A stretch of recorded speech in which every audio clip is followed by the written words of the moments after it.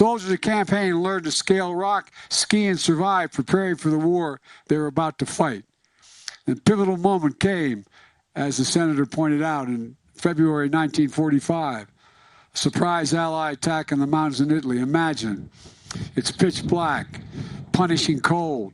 The mission, high in the mountains, that hinged on the skill, strength, and stamina that could have only been gained in a place like this. They're more than ready. They were more than ready that day and since then. American soldiers of the 10th Mountain Division scaled that 1,800-foot cliff at night, caught the Germans by surprise, captured key positions, and broke through the German defense line at a pivotal point in the war. Just imagine, I mean this sincerely, I say this as a father of a man who won the Bronze Star, the Conspicuous Service Medal, and lost his life in Iraq. Imagine the courage, the daring, and the genuine sacrifice they all made. All right, guys, so we got to revisit the disastrous withdrawal from Afghanistan because Gold Star mother, Miss Cheryl Rex, gave a heart-wrenching testimony about the death of her son, Lance Corporal Dylan Merola, while delivering a speech in California just a couple days ago. And there were also other Gold Star families as well, too, there, as you know, 13 U.S. service members died during an attack on the Kabul airport. And Joe Biden received a whole lot of criticism for how that withdrawal went down. Okay, that probably was the lowest moment of his presidency. That botched withdrawal from Afghanistan, that in my opinion would not have happened under President Trump. All the more reason why we need Trump to be president, right? Why the 2020 election was an absolute disaster for this country. And she's testifying that Joe Biden did something that is extremely slimy, right? Which is to basically invoke his own son, right? While trying to discuss with her how he understands how she feels, okay? And he basically, allegedly, told this Gold Star mother that his son died in Iraq as a way to, again, try to relate to how she was feeling. And let's just say she did not really appreciate that from Joe and Jill Biden. Take a look. Good morning. My name is Cheryl Rex. I am the mother of Lance Corporal Dylan Merola. I want to thank Congressman Issa and all the dignitaries that are present today so that I may have this opportunity to speak publicly for the first time since the botched and chaotic withdrawal from Afghanistan, which took the life of my son and 12 other service members, 170 Afghan civilians, and left hundreds wounded. I am seeking answers to my many questions that have gone unanswered since August 26, 2021. Dylan was on his first deployment to Jordan when the withdrawal from Afghanistan began. That quickly turned into an evacuation of our Afghan allies and civilians, when he and his battalion were then redirected to assist in this process. My son was only 20 years old.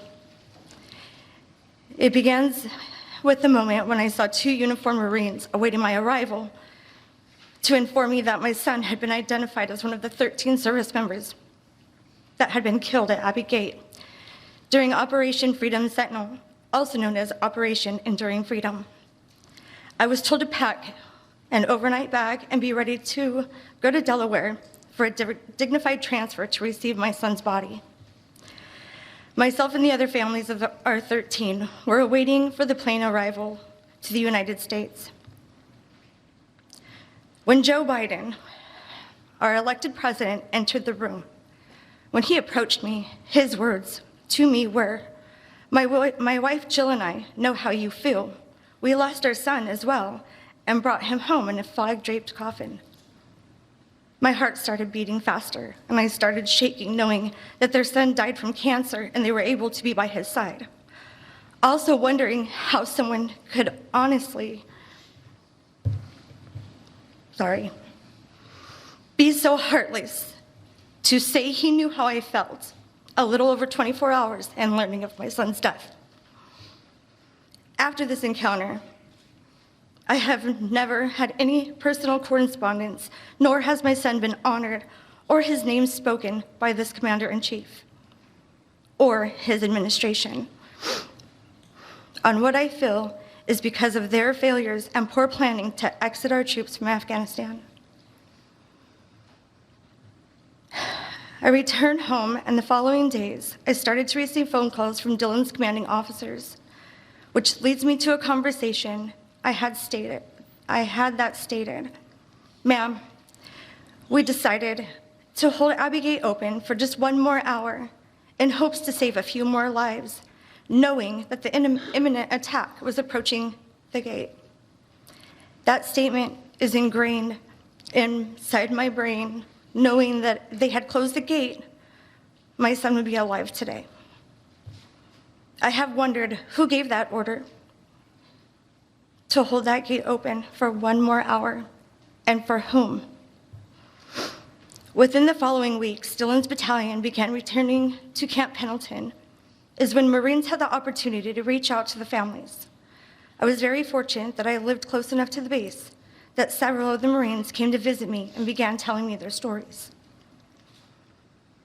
Every story being told coincided that Abbey Gate was ambushed and was a complex attack, not just a single suicide bombing, which was being reported on news outlets. I had spent the first couple of weeks wondering if my son's remains were not going to be intact, to learning that my son had suffered injuries and had been medically treated and his body was viewable.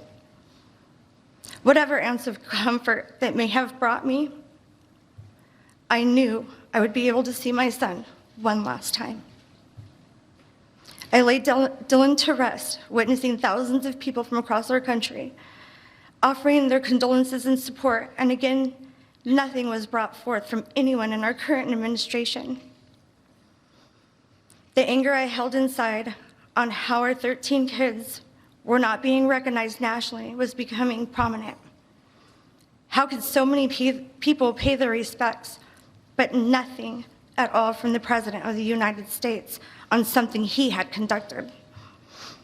My social media account started receiving little to no attention, and my son's name seemed to be slowly not being recognized. I knew then that I was being targeted and shut down publicly by media outlets. I could hardly search anything that had to do with Afghanistan when just a month ago, our situation was everywhere. How could a worldwide event, quoted the largest evacuation in American history, just disappear? When failures are made, those who are involved in those failures want it to be forgotten. And that's what I felt was happening by our current leadership. Those Marines who had poured their hearts out to me and had been by my side grieving over their experiences, their stories were beginning to change. I knew they were being told they couldn't speak about their experiences any longer. Yeah, so that's an extremely heartbreaking testimony there from that mother who lost her son after allegedly somebody, aka Joe Biden, ordered the Abbey Gate to remain open for them to still stay out there, despite the fact that they knew that an attack was imminent, right? That there was going to be an attack at the gate, but they decided to leave the gate open for another hour, right? Instead of closing the gate and go ahead and evacuating, getting out of there with no lives lost, they actually decided to stay and to risk losing the lives of Americans, presumably so more Afghanistan people could evacuate, right? I mean, maybe, just maybe that is the reason why. Okay, we really don't have a full explanation in regards to why that decision was made or who made that decision, but I think that the reason why is because we know who made that decision. It was Joe Biden, right? That was the president's call, okay? And what is happening here is that you have the mainstream liberal media covering up, right? They're covering up what happened. They're not talking about what happened in Afghanistan anymore because they know that this is a black eye on the Biden administration. Afghanistan is still something we should be talking about. The botched withdrawal from Afghanistan is something that we should never, ever, ever forget, okay? Because to me, so it seems, Joe Biden has blood on his hands with the way that he conducted that operation. Okay, I'm pretty sure that Trump would not have conducted that operation in that way. And if it had went down that way under President Trump, there's no doubt in my mind that the mainstream liberal media would still be talking about it. In fact, they would be talking about January 6th first, and then they'd be talking about Afghanistan. Okay, that's what they would be talking about. The Democrats they would be having hearings on Afghanistan and why it happened and who was responsible for making the calls and what was Trump's role in it. That's exactly what they would be doing, right? But because it's Biden, they've decided to sweep it under the rug. The worst part of it is that Biden doesn't really seem to care all that much, right? In fact, when speaking to these families, he lies, him and Jill, apparently, allegedly, they lie and they say, oh, well, you know, my son was killed overseas too. He was killed in Iraq, which is a claim that Joe Biden has made publicly multiple times. And so it seems the liberal fact checkers don't seem to care, right? They don't seem to care when Joe Biden routinely lies, right? I mean, again, it's disgusting for Joe Biden to come out here and to use his son to deflect from any type of criticism or to make it seem like he actually understands what these families are going through, because he actually really doesn't. And the fact that he continues to say this either means that, again, he's using this as a political tool, his son's death as a political tool, which is disgusting, or he's just so old and decrepit and just mentally deteriorating that he doesn't know, right? He really actually does believe that his son died in Iraq. I don't know. Either way, what we've seen here from the mainstream liberal media is that anytime Joe Biden gets criticized, the first thing they'd like to do is invoke his son's death as a way to basically deflect conversation from criticism of Biden. Could you just, with specifics, tell us these phone calls that were a matter of such discussion yesterday, like what were they about? What would then Vice President Biden say in these conversations? You know, walk us through what happened. Right. So let's put this in context. Beau Biden got very sick in early 2015. He died in the spring of 2015, which was right in the middle when Devon Archer had his business dealings with Hunter Biden. At that point, Joe Biden and Hunter Biden began to speak every day because they were both devastated by Beau's death. They spoke every day. The witness testified that over his 10-year relationship with Hunter Biden, there may be approximately 20 times when in one of those conversations, Hunter Biden would put his father at a dinner, not at a business meeting, at a dinner that he was having if he happened to get a hold of his father, and would ask his father to say hello to whoever was at the table.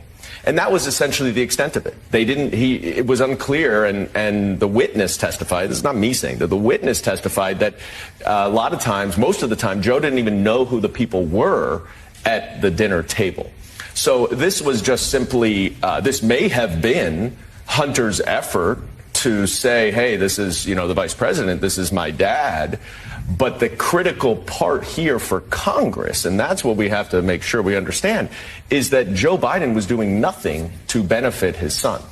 So, Congressman, you used the word illusion a couple of minutes ago, and Congressman Comer, your chairman, appears to...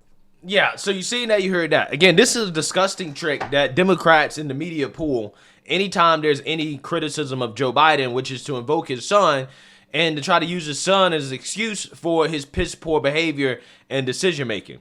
Again, it really is disgusting. But again, this is why you're not seeing Joe Biden be held accountable. And this is why he's not coming out here and taking responsibility for the death of those 13 U.S. service members, because at the end of the day, he doesn't have to. He's not being held accountable by the media, right? The media is not asking questions about, hey, why haven't we gotten answers on why this happened? Why are we not having a deeper discussion on why was this allowed to happen? Who made a decision to hold that gate open and to have our service members out there when we knew that there was an attack that was imminent?